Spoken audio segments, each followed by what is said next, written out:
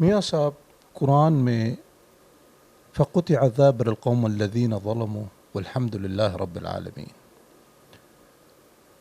اگر ہم اس کا مطلب کریں، اس کا مطلب جاننے کی کوشش کریں تو اس کا مطلب یہ ہے ان قوموں کی بھی اللہ جل جلالہ الاکرام نے دمیں کاٹ دیں جنہوں نے ظلم کیے۔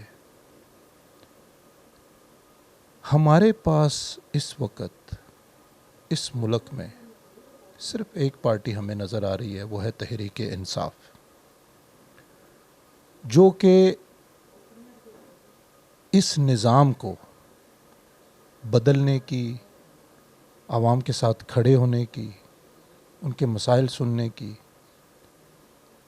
اور اس کرپشن کے نظام کو جتنا بھی یہ آج کل ماحول چل رہا ہے اس حکومت میں، اس کو روکنے کی کوشش کر رہی ہے۔ یہ کوشش صرف ایک پارٹی کی ذمہ داری ہے؟ کیا دوسری پارٹیاں میرے سوال میں جو ابتدا تھی قرآنی آیات کی، وہ اس کا مطلب یہی تھا کہ کیا یہ لوگ قرآن نہیں پڑھتے؟ ان کو اس کا مفہوم نہیں پتہ کہ اللہ تعالیٰ نے تو ان کو بھی سزائیں دیں۔ قوم سمود آئی، اللہ نے حضرت صالح علیہ السلام کو بھیجا، اور ان کے ذریعے ان کو اگر قوم کو ہدایت نہیں ملی تو اللہ تعالیٰ نے ان کو بھی فنا کر دیا۔ تو یہ ان کو قرآن سے بھی، اسلام سے بھی، جو اسلامی جماعتیں اور بیٹھی ہیں یہاں پہ، کیا ان کو بھی قرآن پڑھ کے یا اس میں سے سبق نہیں ملا کہ یہ اسی طرح سلسلہ اپنا چلاتے رہیں گے اور چلتا رہا ہے اور چلا رہے ہیں؟ دیکھیں، یہ المیہ ہے ہمارے ملک کی سیاست کا، اور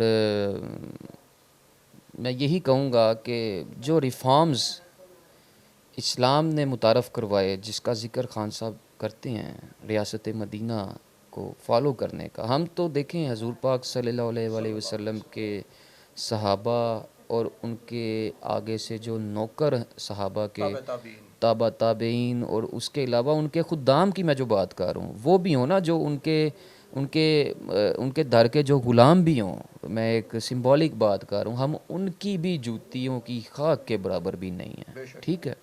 لیکن حضور پاک صلی اللہ علیہ وسلم نے اپنی سنت پہ ان کے چلنا ہمارے لیے وہ ایک مشعل راہ ہیں، اور وہ ان کی سنت پہ چلیں گے تو جو خان صاحب کہتے ہیں کہ ریاست مدینہ کی طرف ہم اس کو فالو کر سکتے ہیں، کیونکہ ریفارمز متعارف ہی اسلام کے اللہ تعالیٰ نے آپ صلی اللہ علیہ وسلم کے ذریعے سے اس لیے کروائے کہ آنے والے انسانوں کے لیے وہ مشعل راہ بن جائیں، اور وہ ہم اس پہ چلیں، ان کے نقش قدم پہ چلنے کی کوشش کریں، تاکہ انسانوں کے لیے اللہ چاہتا ہے کہ ہم خود خسارے میں ہیں۔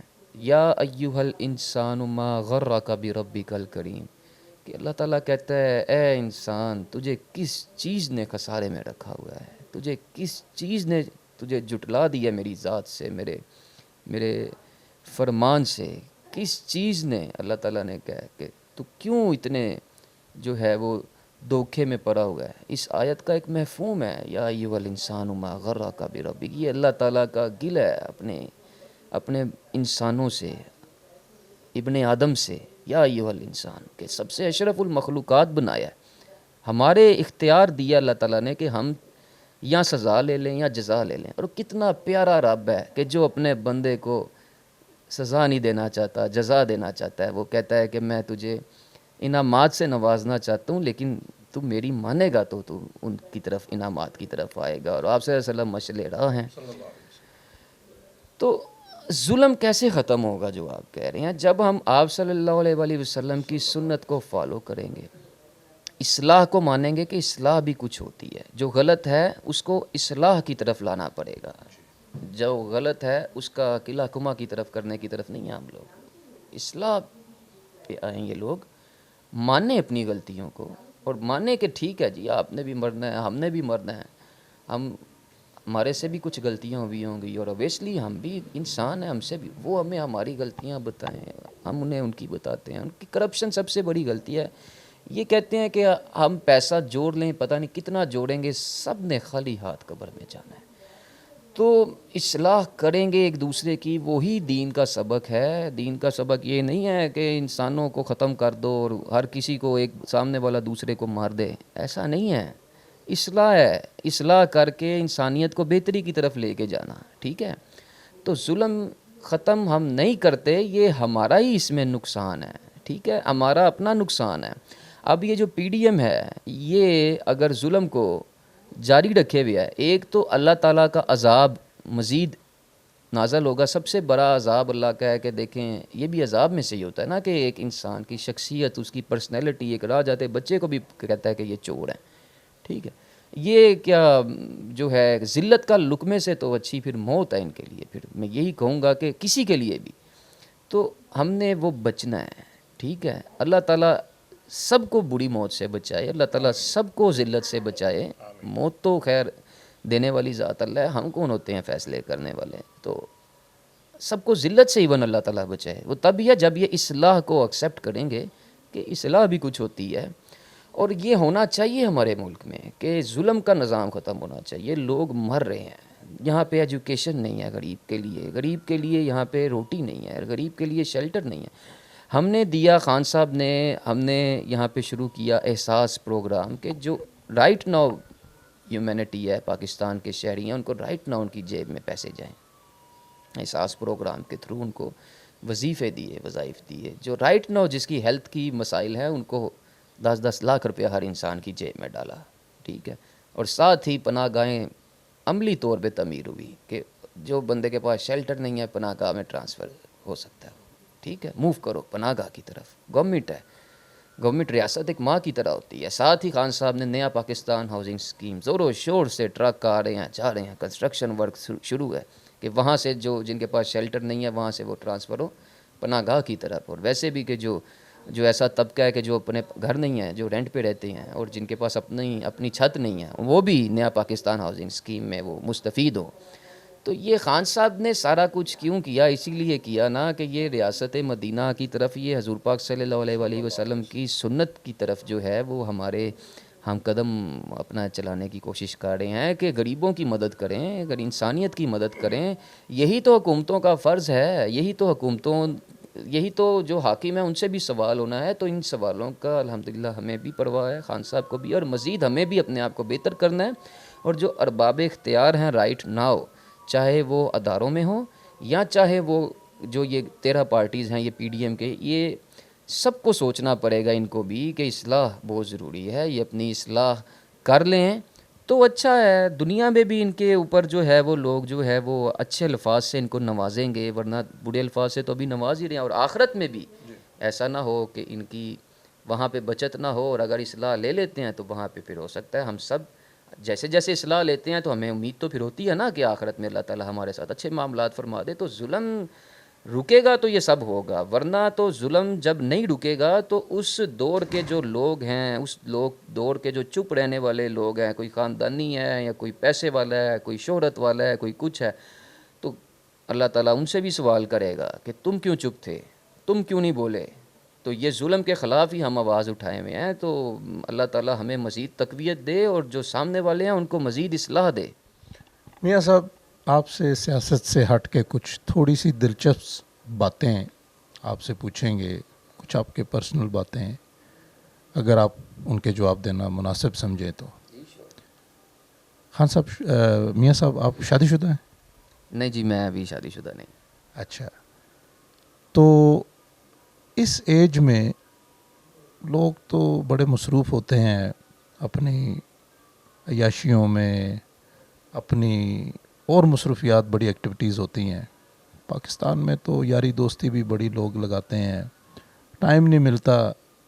آپ یہ جو کام کر رہے ہیں اس کا کتنی انجوائمنٹ ملتی ہے بنسبت اگر ہم کمپیئر کریں کہ لوگ اپنی جو بازاروں میں گھوم رہے ہوتے ہیں، عیاشیاں کر رہے ہوتے ہیں، بڑے اور ایکٹیویٹیز میں نے دیکھا اس ایج میں لڑکوں کو. لیکن ماشاءاللہ میں نے آپ کو جو آپ کی کارکردگیاں دیکھ رہا ہوں، جو آپ کی ایفرٹس دیکھ رہا ہوں پارٹی کے لیے، اس میں آپ کو کیا مزہ آتا ہے، کیا انجوائمنٹ ملتی ہے آپ کو؟ دیکھیں جی، میں نے جب آئی ایس ایف کو جوائن کیا تو میں ٹین ایج میں تھا میں، اور انٹر ہوا تھا ابھی میں ٹینز میں.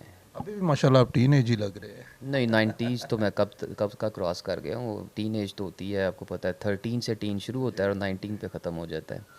تو آئی ایس ایف میں جب تھا تو تب میں بالکل جو ہے وہ انڈر میٹرک تھا میں. تو ہاں، اور کیا کہتے ہیں آپ کو، بلکہ میں کچھ تصویریں دوں گا اس وقت کی، وہ بھی آپ چلائیے گا اس انٹرویو میں، کہ جب میں آئی ایس ایف میں تھا تو میری ایج کیا تھی. اور ہوتا ہے، بالکل ہوتا ہے، اپنے جذبات کو دبایا. میں نے تو اپنی اسٹڈی کو دبایا. میں نے تو اسٹڈی کرتے ہوئے میں نے تو جو ہے وہ ایئر فورس میں جانا تھا، میری خواہش تھی.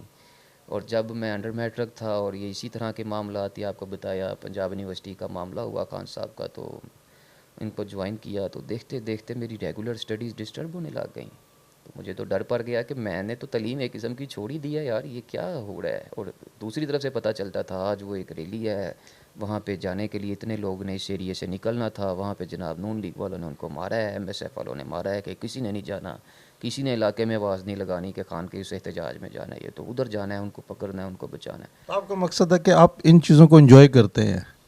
انجوائے تو ان چیزوں کو انجوائے کہیں نہ کہیں اب سوچتے ہیں اس وقت کو تو انجوائمنٹ فیل ہوتی ہے. اور اب تو خیر خان کی سپورٹ کر کے تو بالکل انجوائے کرتے ہیں. اور ڈسٹرب کیوں ہوئی میری لائف، کہ مطلب کہ ابھی تک شادی بھی نہیں کی. کہ ویسے شادی کب کر رہے ہیں؟ یہ بھی بیچ سوالوں کے سوال اسی میں جواب دے دیں.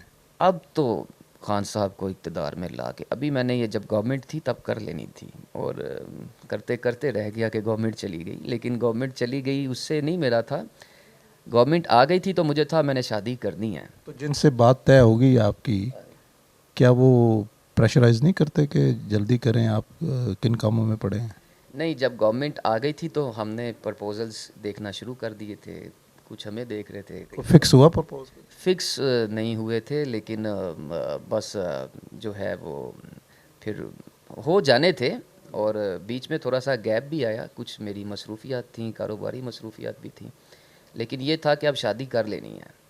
تو اسی دوران پھر گورنمنٹ چلی گئی. یہ ان دنوں میری شادی ہونی تھی اگر ہم ابھی گورنمنٹ میں ہی ہوتے، کیونکہ جب خان صاحب ابھی گورنمنٹ میں تھے تو میں نے تو آپ کو بتا دیا کہ میں نے تو ان سے کوئی سرکاری عہدہ نہیں لیا. میں فل مزے میں تھا، کچھ شفٹنگ کے معاملات میں تھا کہ گھر کی شفٹنگ وغیرہ کرنی ہے، اور کچھ اس طرح کی چیزوں میں مصروف تھے.